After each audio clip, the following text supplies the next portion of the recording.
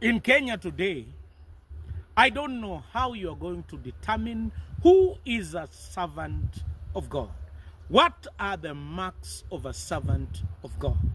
Sometimes in this nation, we have been taken aback when a servant of God insults and abuses a particular individual because of their poverty.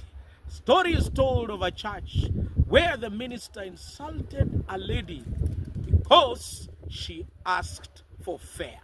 Servants of God were considered because of their compassion, not because of their arrogance.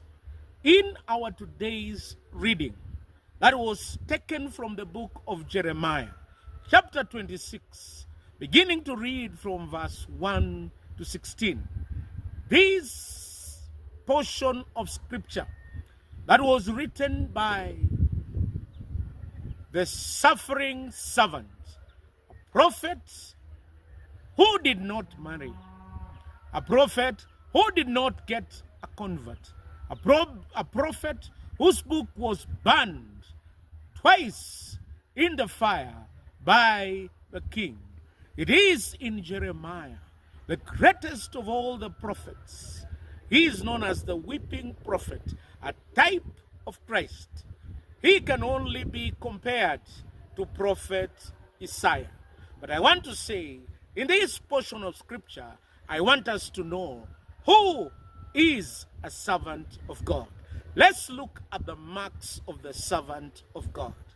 In Kenya, especially towards the advent of the general elections, servants of God were known to propagate political messages. One by Kenya Alliance or Azimio. They became servants of political parties and prophesied according to the biddings of the politicians. But today, I want us to learn from Jeremiah. What are the marks of the true servants of God?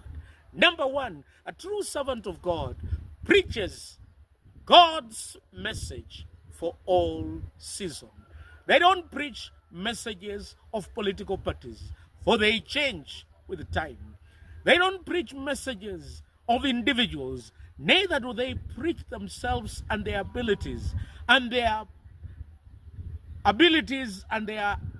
endowment. They preach Christ. They don't preach what they own or what they possess. Jeremiah preached the message of God. It is my prayer that wherever you are sent as a minister,